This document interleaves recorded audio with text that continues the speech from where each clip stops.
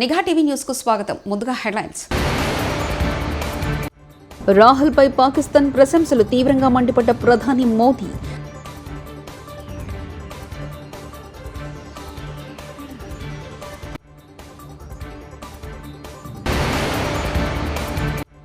Amit Shah fake video, హైదరాబాద్లో ఢిల్లీ పోలీసుల ఆరా.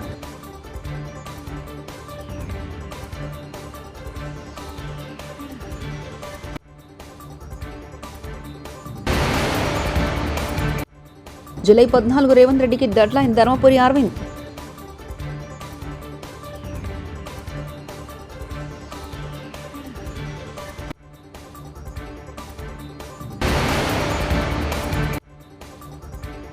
ఎన్నికల వేళ ఉద్యోగులకు జగన్ సర్కార్ దిమ్మతిరిగే షాక్.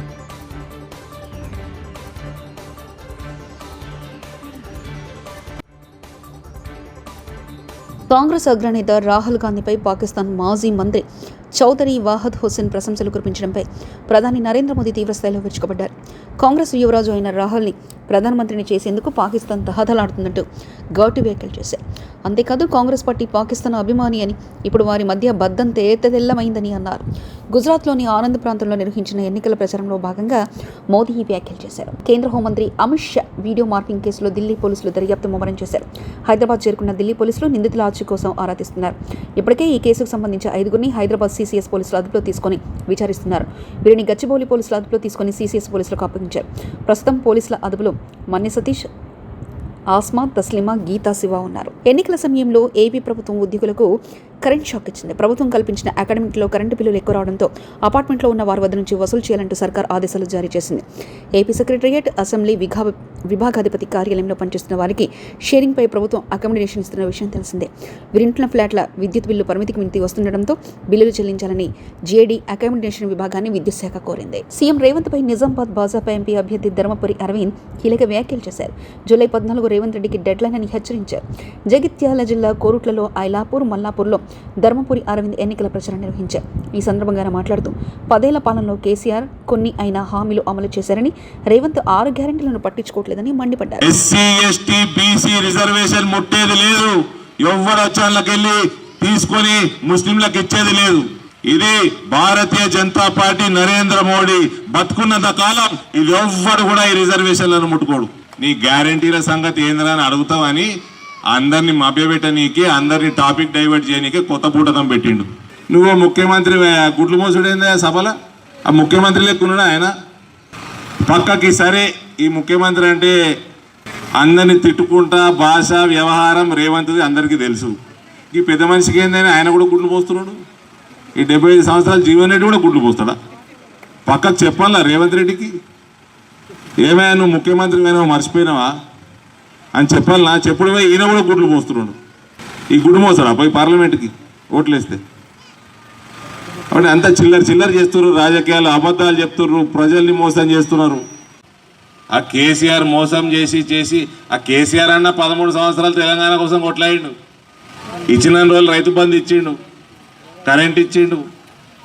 ఇంకోటి ఏంది మన అదేంది పెన్షన్ 2000కు పెంచిండు.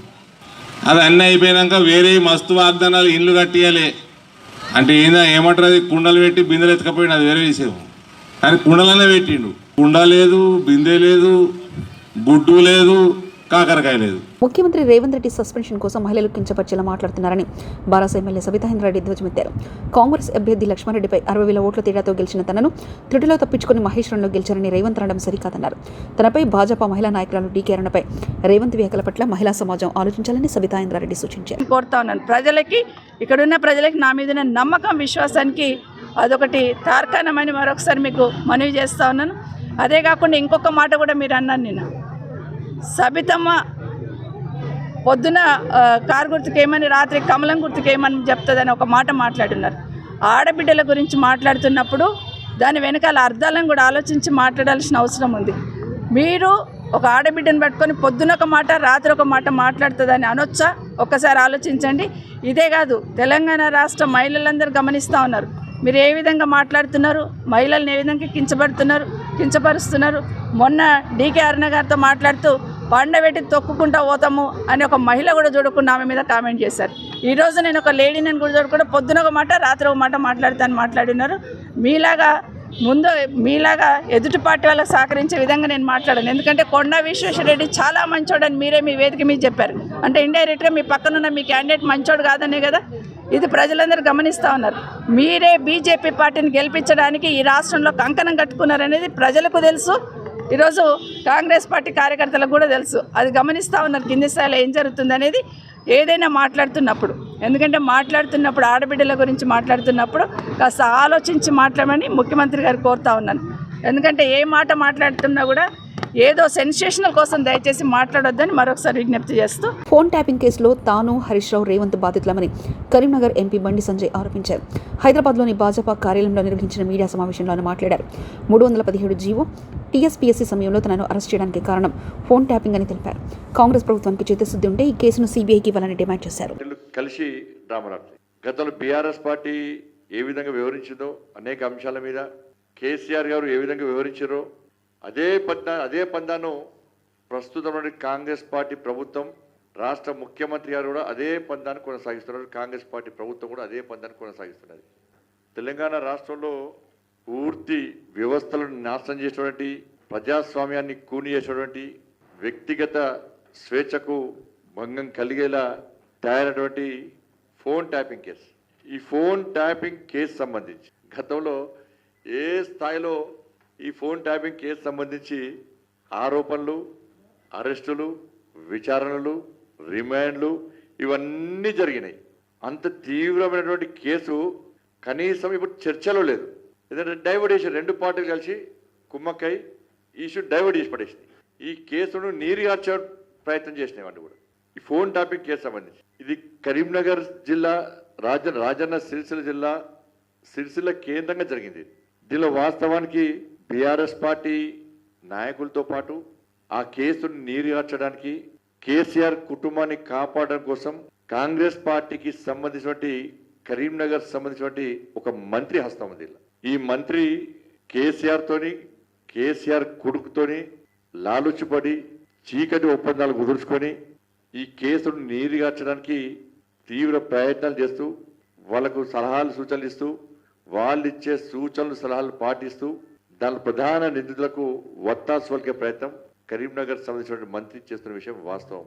కాబట్టి దీనిలో ప్రధాన నిందితుడిగా ఆరోపణలు ఎదుర్కొన్నటువంటి రాధాకిషోర్ గారి స్టేట్మెంట్, మేము కేసీఆర్ యొక్క ఆదేశాల మేరకు ఈ ఫోన్ ట్యాపింగ్ చేస్తాం, వాళ్ళు ఏ వ్యక్తుల పేరు చెప్తే ఆ వ్యక్తులు, ఏ లీడర్ల పేరు చెప్తే ఆ లీడర్లను మేము ఆ ఫోన్ ట్యాపింగ్ చేస్తామని చెప్పి పోలీస్ స్టేట్మెంట్లో, పోలీస్ విచారణలో రాధాకిషోర్ గారు ఒప్పుకున్నటువంటి స్టేట్మెంట్.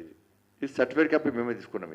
ఇది నేను కూడా బాధితున్నది. అలా ఫోన్ ట్యాపింగ్లో నేను బాధితున్నే, ప్రస్తుతం రాష్ట్ర ముఖ్యమంత్రి రేవంత్ రెడ్డి గారు కూడా బాధితులే.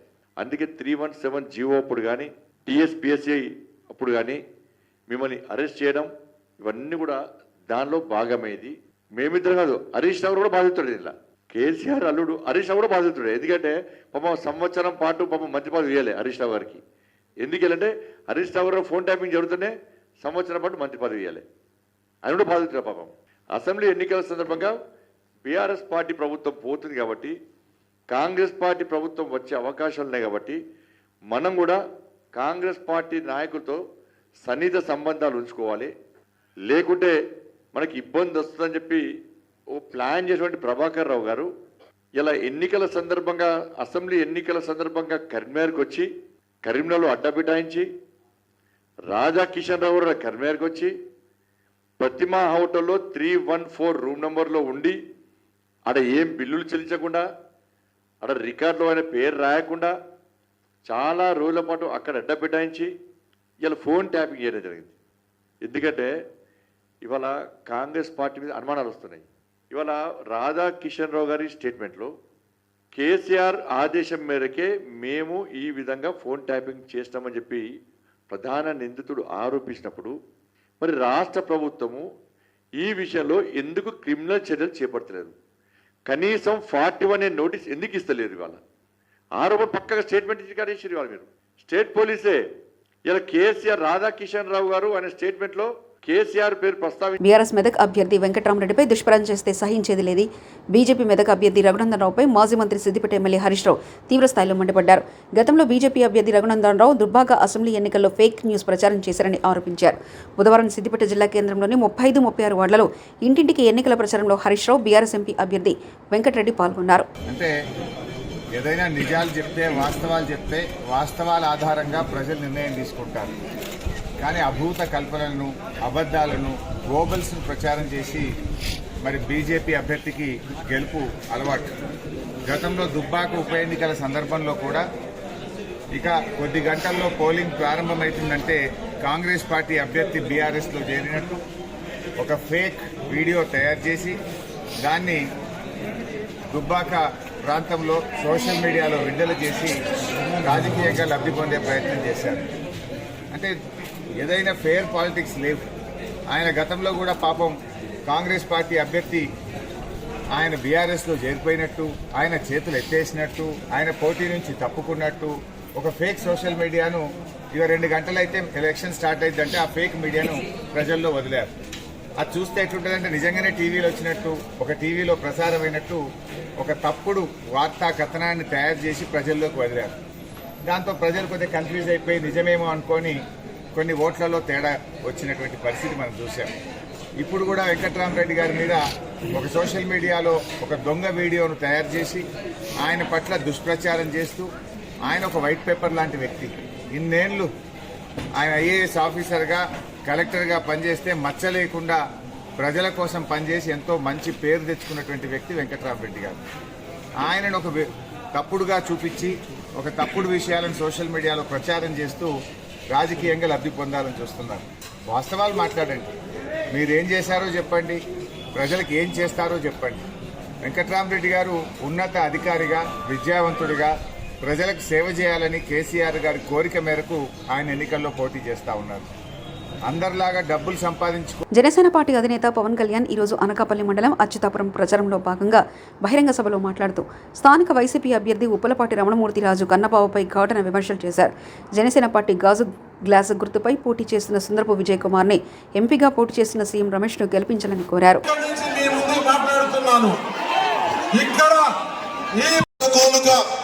మన కబ్జాలు పెట్టేస్తున్నారు స్థలాలు ఇవన్నీ. రేపు పొద్దున land titling act, Jagan land grabbing act వచ్చిన తర్వాత మీరు గొడవ పెట్టడానికి కూడా లేదు, కోర్టుకి వెళ్ళడానికి లేదు. వెళ్తే హైకోర్టుకి వెళ్ళాలి. నాకే హైకోర్టుకి వెళ్ళడానికి నేను 10 ఆలోచిస్తాను. ఒక పార్టీ నడుపుతున్న వాడిని, ఇన్ని లక్షల మంది రోడ్ల మీదకి వస్తే లక్షల మంది జనం ఉన్నవాడిని నేనే ఆలోచిస్తాను హైకోర్టుకి వెళ్ళాలంటే. సగటు మనిషి మీ ఆస్తుల్ని కన్నబాబు రాజు గారు లాంటి వాళ్ళు దోచేస్తే రేపు భవిష్యత్తులో కోర్టులకు వెళ్ళడానికి కూడా లేదు. మహా వెళ్తే ఆఫీసులు వెళ్ళాలంటే రెవెన్యూ ఆఫీసులకి వెళ్తే మళ్ళీ ఉన్నది వైసీపీ మనిషి ఉంటాడు. మళ్ళీ వాళ్ళు ఏం చేస్తారు, మళ్ళీ వాళ్ళే పెట్టేసుకుంటారు. రేపు పొద్దున మీకు అప్పు చేయాలి, మాకు ఆస్తి పేపర్లు తాకట్టు పెట్టాలి, ఫైనాన్షియల్ దగ్గరికి వెళ్ళాలి, ఆస్తి తాకట్టు పెట్టాలి అంటే కూర్చోబెట్టి ఎవరు మాట్లాడరు. దాని మీద జెరాక్స్ ఇస్తే ఎవరు తీసుకుంటాడు? ఒరిజినల్సే ఇవ్వాలి. ఈ ఏపీ గవర్నమెంట్ ఒరిజినల్స్ ఇవ్వదండి. ఇప్పుడు ఇంకొకసారి ఎన్నుకుంటే వైసీపీ కన్నబాబురాజు గారికి మీరు ఓటు వేసినా, జగన్కి ఓటేసినా మీ ఆస్తులన్నీ, మీ ఇళ్ళన్నీ గాల్లో దీపం పెట్టినట్టే. చాలా చాలా జాగ్రత్త. వైసీపీ మద్దతుదారులు కూడా చెప్తా ఉన్నా. వైసీపీ ఎమ్మెల్యే పాపం వాలంటీర్ని కొట్టాడు, సొంత పార్టీ మనుషులే కొట్టాడు. రేపొద్దున మీ ఆస్తులను దోచాడు ఎంత పదేళ్ళకి. రేపొద్దున మేము అండగా ఉండాల్సి వస్తుంది. అలాంటి పరిస్థితులు లేకుండా మేము మంచిగా చెప్తున్నాం, మర్యాదగా చెప్తా ఉన్నా. Land titling act is not land titling act, it is Jagan's land grabbing act. మీ ఆస్తుల్ని దోచేయడానికి చట్టం తీసుకొస్తున్నాడు. మాట్లాడితే కేంద్ర రాహుల్పై పాకిస్తాన్ ప్రశంసలు తీవ్రంగా మండిపడ్డ ప్రధాని మోదీ.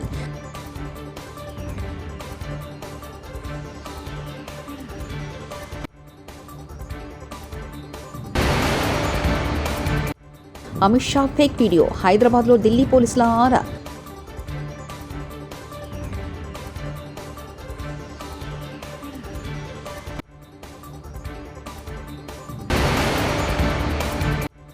జూలై 14 రేవంత్ రెడ్డికి డెడ్లైన్ ధర్మపురి అరవింద్.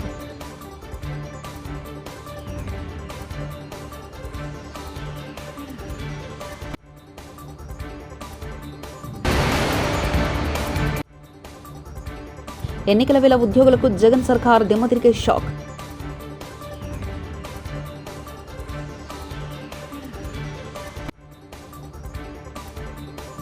ఇవి బులెటిన్ విశేషాలు. చూస్తూనే ఉండండి నిఘా టీవీ న్యూస్.